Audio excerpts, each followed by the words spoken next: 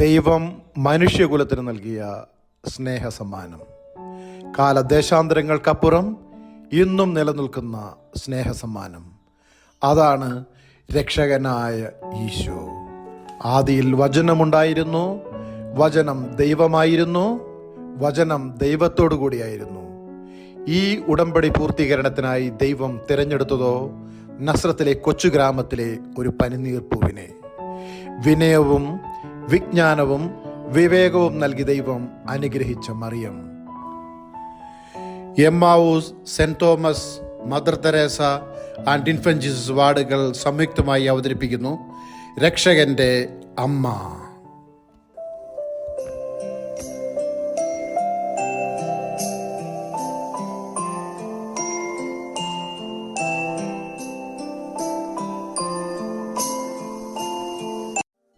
ദാവീദിന്റെ ഗോത്രത്തിൽ പിറന്ന ജോവാക്കിമിന്റെയും അന്നയുടെ മകളായ മറിയം ദൈവഭക്തിയിലും അനുസരണയിലും ഏവർക്കും പ്രിയപ്പെട്ടവളായി വളർന്നു. ലോകരക്ഷകന്റെ അമ്മയാകാൻ ദൈവം തിരഞ്ഞെടുത്ത മറിയം അതിനാൽ തന്നെ ജന്മപാപമില്ലാതെ ഉത്ഭവിച്ചതായി.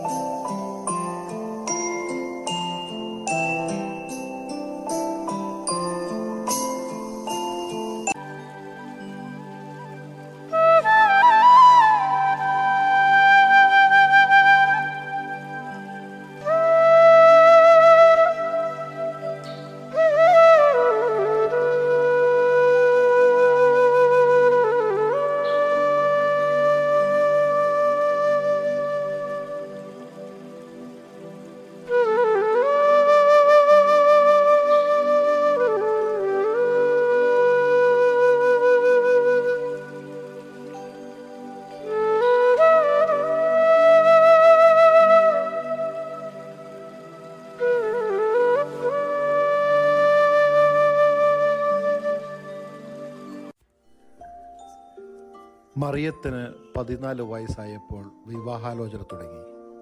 അതിമനോഹരിയും സ്വഭാവശുദ്ധിയുമുള്ള മറിയത്തെ വിവാഹം ചെയ്യുവാൻ പലരും തയ്യാറായി വന്നു.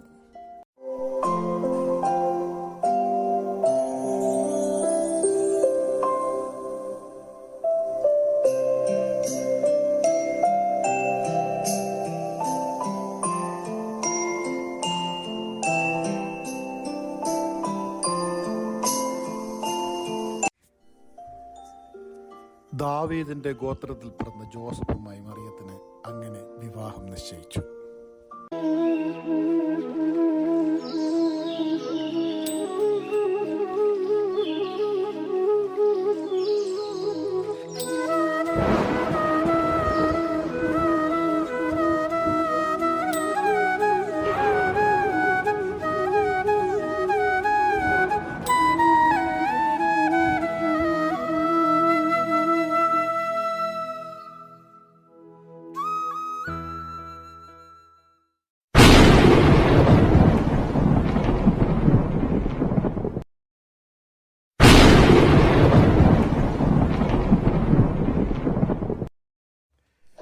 മറിയം, മറിയം,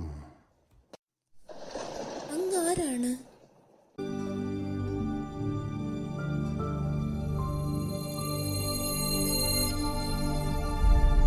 ദൈവകൃപ നിറഞ്ഞവളെ സ്വസ്തി, കർത്താവ് നിന്നോട് കൂടെ.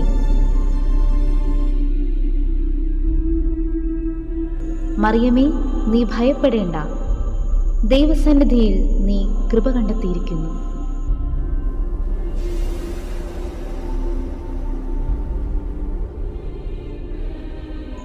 നീ ഗർഭം ധരിച്ച് ഒരു പുത്രനെ പ്രസവിക്കും.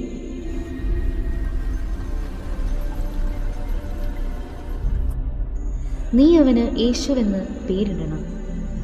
അവൻ വലിയവനായിരിക്കും, അത്യുന്നതന്റെ പുത്രൻ എന്ന് വിളിക്കപ്പെടും.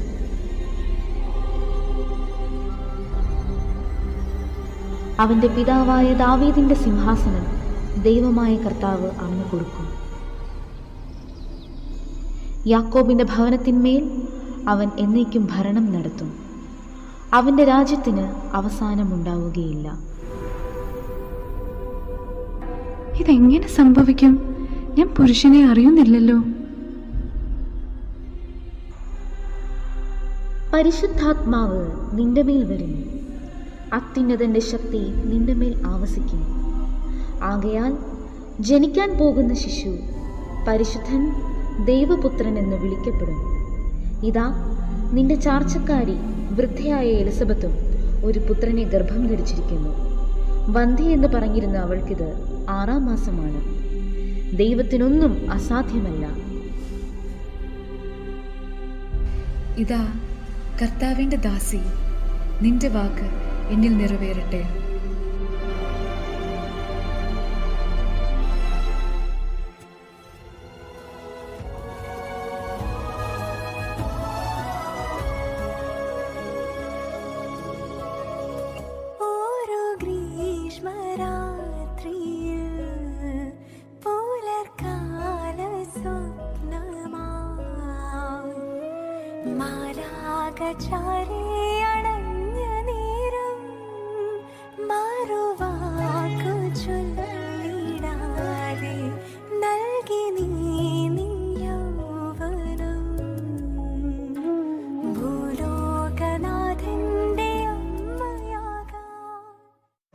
തൻ്റെ ചാർച്ചക്കാരിയായ എലിസബത്ത് ഗർഭിണിയാണെന്ന വിവരം കേട്ട മറിയം അവളെ ശുശ്രൂഷിക്കുവാനായി ഉടനെ തന്നെ അവിടേക്ക് യാത്രയായി.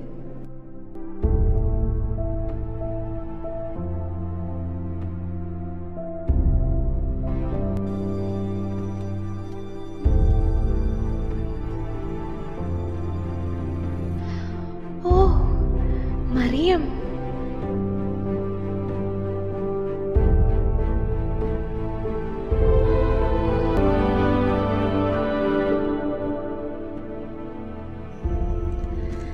നീ സ്ത്രീകളിൽ അനുഗ്രഹീതയാണ്. നിന്റെ ഉദരഫലവും അനുഗ്രഹീതം. എൻ്റെ കർത്താവിൻ്റെ അമ്മ എൻ്റെ അടുത്ത് വരുവാനുള്ള ഭാഗ്യം എനിക്ക് എവിടെ നിന്ന്? ഇതാ, നിന്റെ അഭിവാദന സ്വരം എൻ്റെ ചെവികളിൽ പതിച്ചപ്പോൾ ശിശു എൻ്റെ ഉദരത്തിൽ സന്തോഷത്താൽ കൊതിച്ചു ചാടി.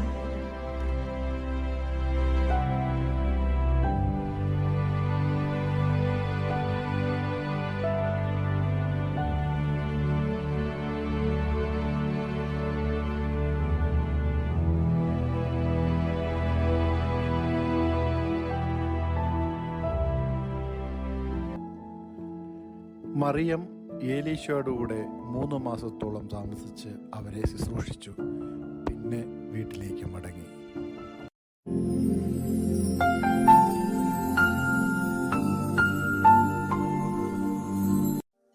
ദിവസങ്ങൾ കടന്നുപോയി. മറിയവും ജോസഫും തമ്മിലുള്ള വിവാഹം ദൈവനിശ്ചയത്താൽ നടന്നു.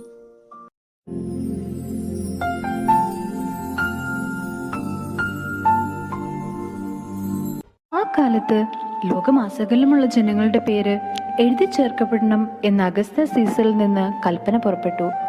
കിരീനിയോസ് സിറിയയിൽ ദേശാധിപതിയായിരിക്കുമ്പോൾ ആദ്യത്തെ ഈ പേരെഴുത്ത് നടന്നു. പേരെഴുതിക്കാനായി ഓരോരുത്തരും താങ്കളുടെ നഗരത്തിലേക്ക് പോയി. ജോസഫ് ദാവീദിന്റെ കുടുംബത്തിലും വംശത്തിലും പെട്ടവനായിരുന്നതിനാൽ പേരെഴുതിക്കാനായി ഗലീലയിലെ പട്ടണമായ നസ്രേത്തിൽ നിന്ന് യൂദയായിൽ ദാവീദിന്റെ പട്ടണമായ ബെത്ലഹേമിലേക്ക് ഗർഭിണിയായ ഭാര്യ മറിയത്തോടുകൂടെ പോയി. അവിടെ ആയിരിക്കുമ്പോൾ അവൾക്ക് പ്രസവ സമയം അടുത്തു.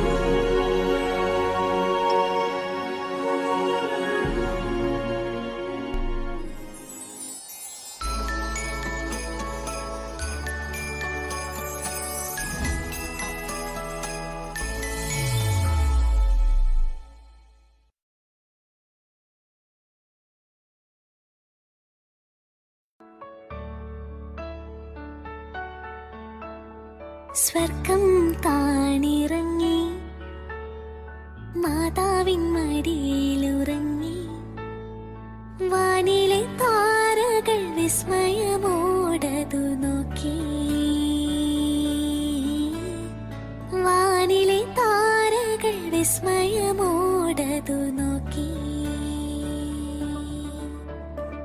സ്വർഗം താണിറങ്ങി മാതാവിൻ മടിയിലുറങ്ങി വാനിലെ താരകൾ വിസ്മയമോടതു നോക്കി വാനിലെ താരകൾ വിസ്മയമോടതു നോക്കി.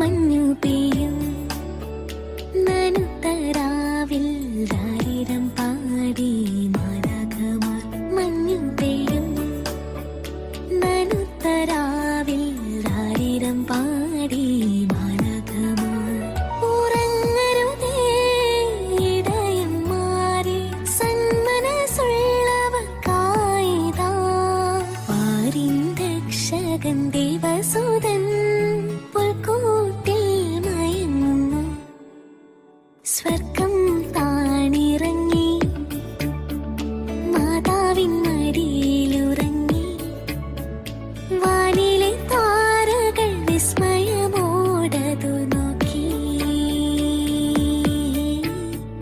വാനിലെ താരകൾ വിസ്മയമോടതു നോക്കി.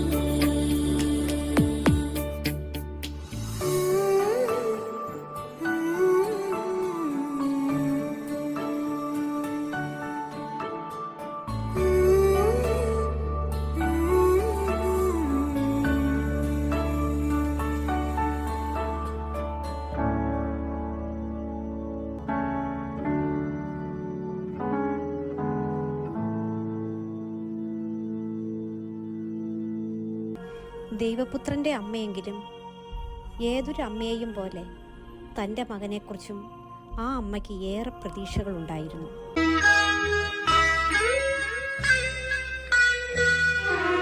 കാവൽ മാലാഖമാരേ കണ്ണടയ്ക്കരുതേ താഴെ പുൽത്തൊട്ടിൽ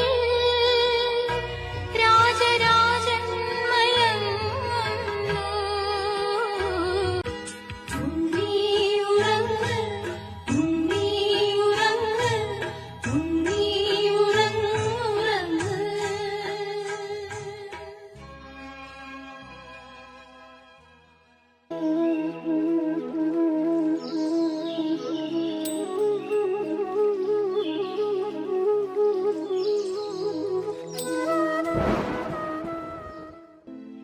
നീതിമാനും ദൈവഭക്തനുമായ ശിമയോൻ എന്നൊരാൾ ജെറുസലേമിൽ ഉണ്ടായിരുന്നു. കർത്താവിൻ്റെ അഭിഷിക്തനെ കാണുന്നതുവരെ മരിക്കുകയില്ല എന്ന് പരിശുദ്ധാത്മാവ് അവന് വെളിപ്പെടുത്തിയിരുന്നു.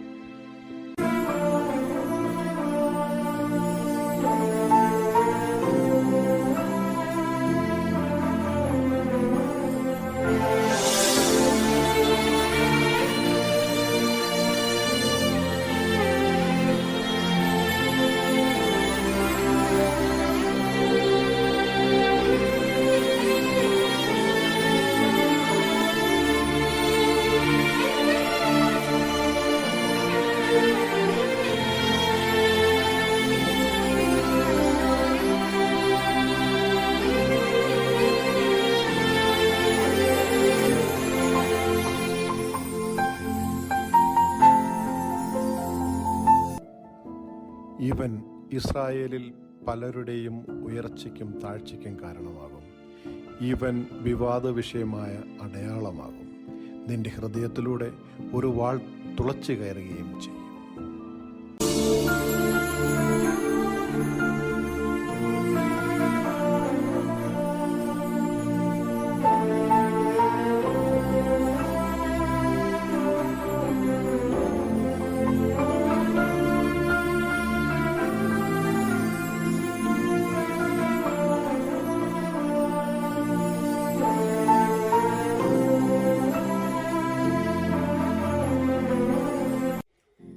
കാലചക്രം തിരിഞ്ഞുകൊണ്ടിരുന്നു.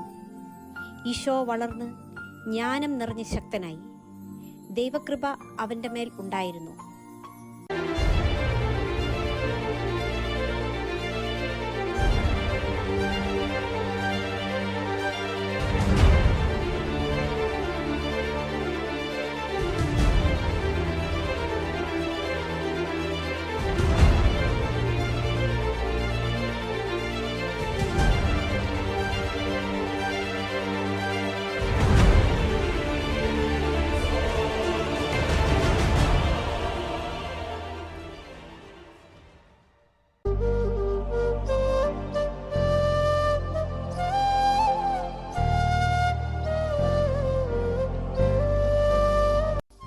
മകനെ, നീ ഞങ്ങളോട് ഇങ്ങനെ ചെയ്തതെന്ത്?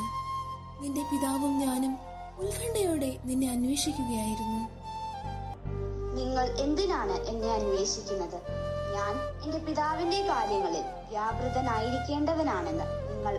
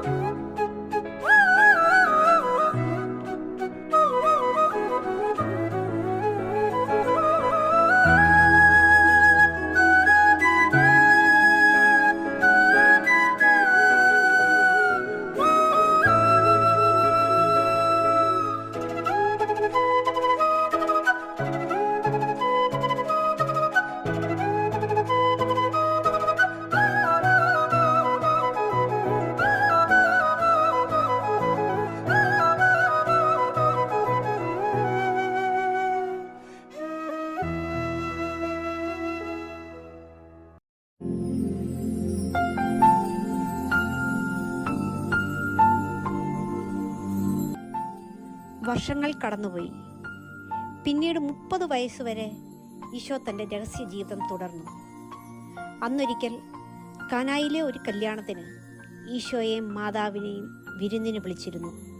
യഹൂദ വിവാഹങ്ങളിൽ വീഞ്ഞ് ഒഴിവാക്കാനാവില്ലായിരുന്നു.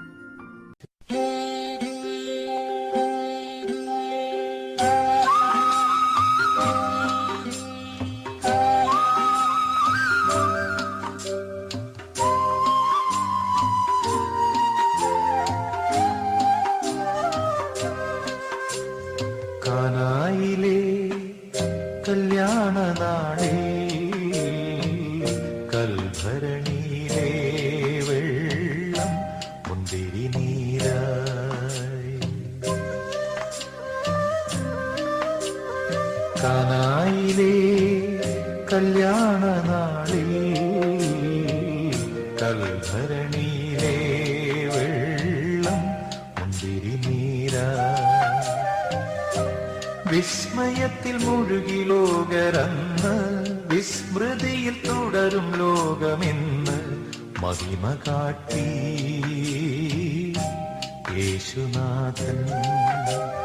കാനായിലെ കല്യാണ നാളിൽ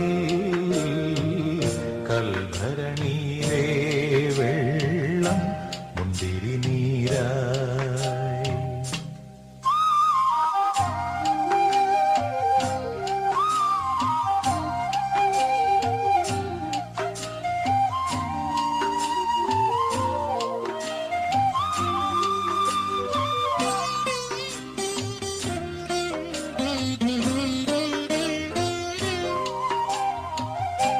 കാലികൾ മേയും പുൽത്തൊഴുത്തിൽ മർത്യനായി ജന്മമേകീശൻ.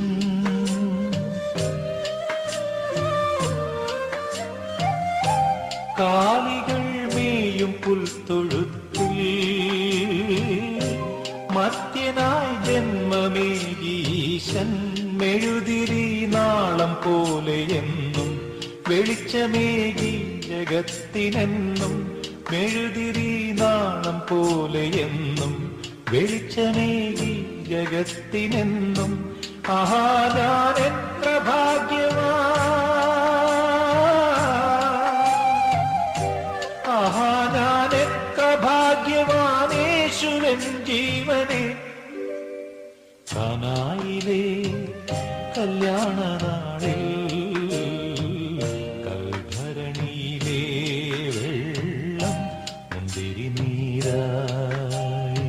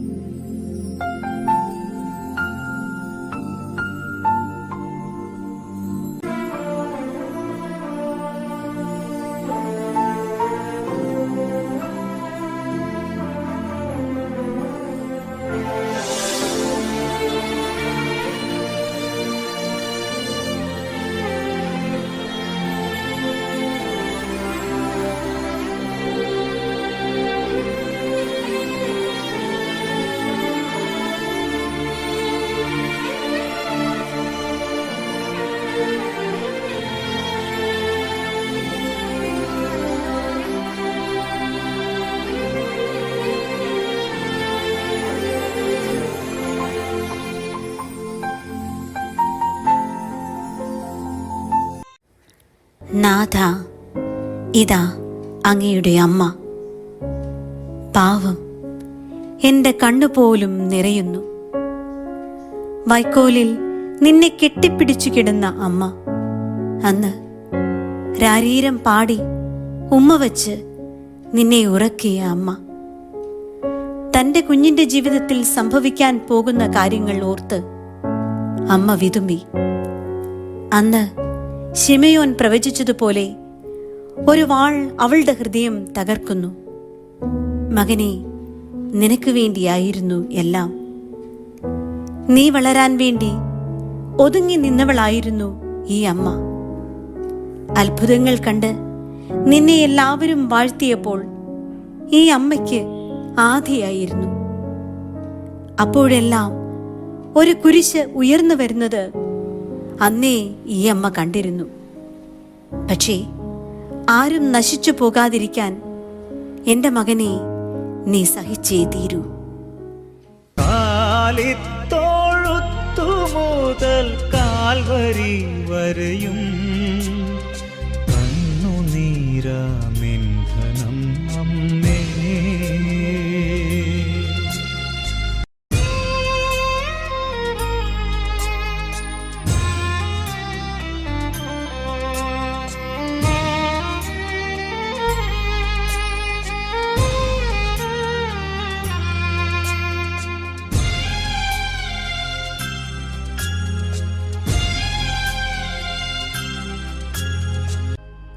മലമുകളിലെ മഞ്ഞ മണ്ണിൽ നിവർത്തിവെച്ച കുരിശിലേക്ക് അവരവനെ ചേർത്ത് കെട്ടുന്നു.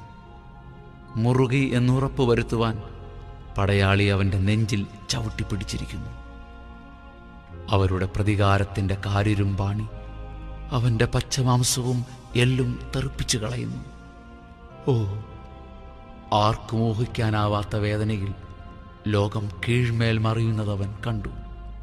നിന്റെ കുരിശിൻ്റെ കീഴിൽ കണ്ണുനീരോടെ നിൽക്കുന്ന നിന്റെ അമ്മ.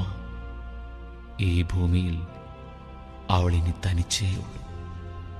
അതുകൊണ്ട് അവിടുന്ന് യോഹന്നാനോട് പറഞ്ഞു, യോഹന്നാൻ, ഇതാ നിന്റെ അമ്മ. പിന്നീട് തൻ്റെ അമ്മയെ നോക്കി അവൻ മൊഴിഞ്ഞു, അമ്മേ, ഇതാ നിന്റെ മകൻ. പെട്ടെന്ന് ആകാശം മങ്ങി. ഗൊൽഗോഥ ഭ്രാന്തൻ്റെ കയ്യിലെ പാത്രം പോലെ കുലുങ്ങി. മറിഞ്ഞു വീഴുമെന്ന് തോന്നും വിധം കുരിശുകൾ ഇളകി ആടി. ശരീരത്തെ കുരിശിൽ നിന്നും പറിച്ചെറിയുന്ന വേദന. അവൻ ചക്രശ്വാസം വലിച്ചു. പിന്നീട് ദിഗന്ധങ്ങൾ പൊട്ടുന്ന ഒരു നിലവിളിയോടെ അവൻ ആത്മാവിനെ പിതാവിന് സമർപ്പിച്ചു. മഞ്ഞു പ്രതിമ പോലെ നിന്ന അമ്മയെ നോക്കി യോഹന്നാൻ വിതുമ്പി, അമ്മേ, ആശ്വസിക്കൂ. അരുമനാഥന്റെ തളിരുപോലുള്ള മേനിയാ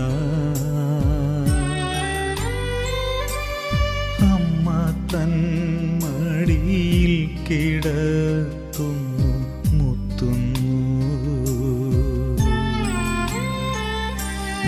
ആരു നോക്കി നിന്നിടുമീ ദുഃഖം താങ്ങുമമ്മ തൻ മാനസം. അന്നു ശീമോന്റെ വാക്കുകൾ പോലെ വാഴ്പിളർക്കുന്ന മാനസം. നൊന്തു നീറുന്ന അമ്മ മേരിയെ എന്തു ചൊന്നാശ്വസിപ്പിക്കും? എൻ്റെ മകനെ, എന്തിനാണ് നീ പാപിയെപ്പോലെ ക്രൂശിക്കപ്പെട്ടത്? തണുത്തുറഞ്ഞ തൻ്റെ പൊന്നുണ്ണിയുടെ ശരീരത്തിൽ അമ്മയുടെ കണ്ണുനീര് വീണു. തൻ്റെ മടിയിൽ തളർന്നു കിടക്കുന്ന പൊന്നോമന കുഞ്ഞിൻ്റെ നീലിച്ച മിഴികളിലേക്ക് അമ്മയൊന്ന് നോക്കി. മകനെ, ഉറങ്ങിക്കോളൂ, അമ്മ നിന്റെ കൂടെയുണ്ട്.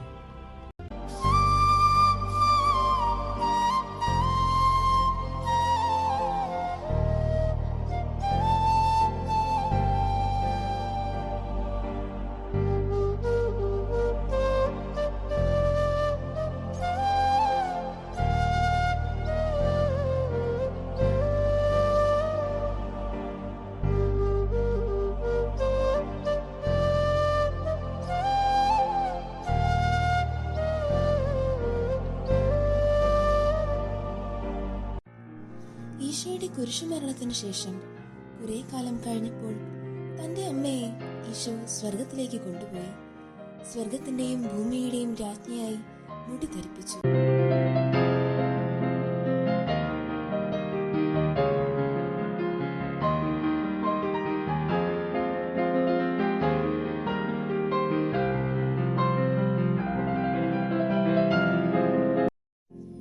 ദൈവിക പദ്ധതികളോടും അവന്റെ വാഗ്ദാനങ്ങളോടുമുള്ള മറിയത്തിന്റെ ആഴമേറിയ വിശ്വാസം അവളെ തന്റെ പുത്രനായ യേശുക്രിസ്തുവിന്റെ സകല യോഗ്യതകളുടെയും കൂടാരമാക്കി മാറ്റി.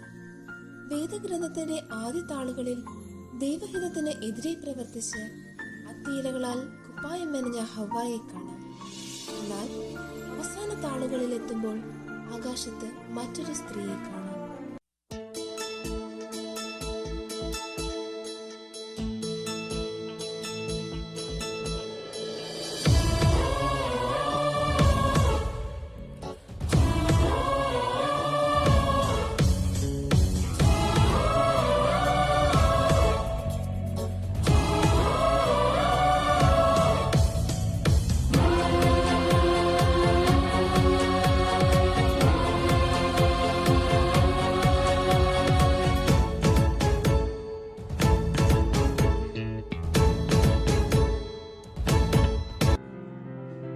ഒരു സ്ത്രീയുടെ പാപം മൂലം അന്ധകാരത്തിലായ മനുഷ്യവംശത്തെ വീണ്ടെടുക്കുവാൻ മറ്റൊരു സ്ത്രീയെ ദൈവം നമുക്ക് നൽകി.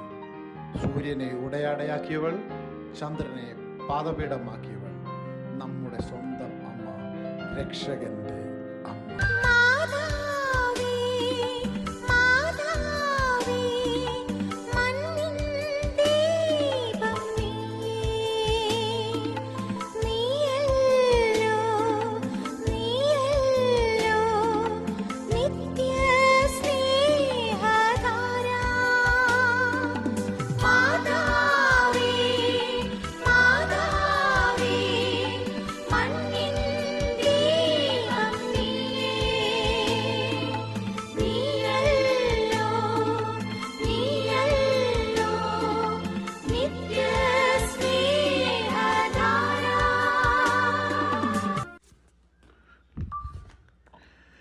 രക്ഷകന്റെ അമ്മ ഇവിടെ പൂർത്തിയാകുന്നു.